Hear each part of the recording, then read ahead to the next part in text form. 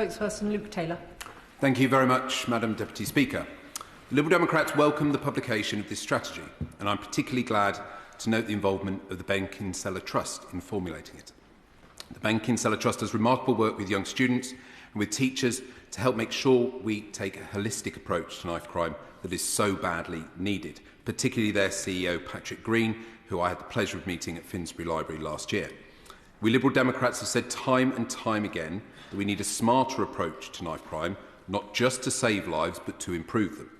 So can the Minister commit to securing the funding for the measures outlined in this strategy over the long term? Because without that guarantee, this strategy will be little more than warm words. Secondly, can the Minister also confirm whether or not the 13,000 new police in the neighbourhood teams that they claim are deploying is actually new resource, or is it an accounting trick where existing officers have been redeployed? Now, the Minister might not want to talk about numbers, but particularly important in London, where Sir Mark Rowley, the Met Police Commissioner, has said it is increasingly difficult to keep Londoners safe with a shrinking force, and where estimates suggest there are 2,503 fewer police officers in London today than there were in May 2024. I'm happy to be corrected on that number. Finally, can the Minister explain why the government continues to skirt around the edges of a meaningful public health approach without outright adopting one? Because we know that knife crime is not just a policing issue, it is a public health crisis. And if we're serious about tackling it as the epidemic it is, we must treat it as one that brings together every person who sees the warning signs: teachers, GPs, youth workers, social workers, sports coaches, trusted adults who know when something is going wrong, and tragically, as we've read in the conclusions of the Southport Inquiry report, parents too. Right now, all these groups are isolated and do not talk. We need to break down the silo walls and build real partnerships across civil society, and until the government recognises and invests in a public health approach, our progress will be blunted.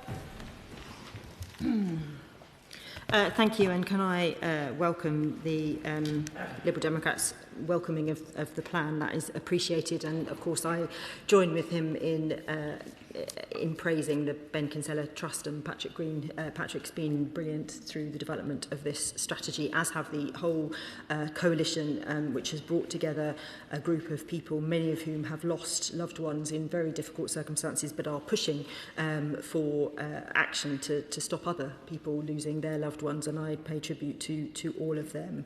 The funding for this plan goes across the whole of government, not just the Home Office. Our sort of Home Office bit of it is about £130 million. It is very substantial, but if you look at the Young Futures hubs that DCMS are leading on, if you look at the interventions in schools that education are leading on, if you look at the Ministry of Justice with their work with the youth justice system, huge investment there. This is a big cross-government approach, and I have done a lot of work over the years on the public health approach. It's quite simple. It basically says that violence is catching. If you have violence in your life, you are more likely to be violent in your life. So if you're in a domestic abuse situation as a child, you're more likely to be violent. If you join a gang, you're more likely to become violent. It's relatively straightforward, and the interventions that we are putting in place are designed to prevent those crimes from taking place and for that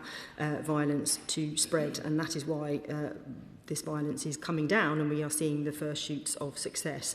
I would say to him on the numbers, there has been a 0.6% drop overall in the number of police officers from March to September 2025. It's a very small drop. The key is, what are these people doing? What are our police officers doing? 12,000 officers behind desks is not right. They should be out in our community. Some of them need to be doing jobs, obviously, that don't involve them being out on our streets, but we want our officers out on our streets. We have always said that 13,000 will be a mix. We said it in the manifesto, a mix of new officers, PCSOs and redeployed officers.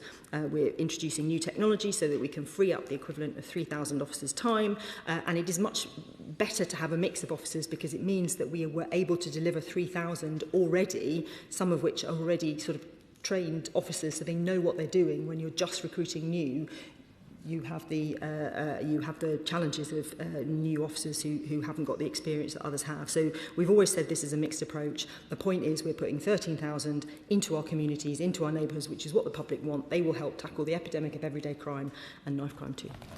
Chair of the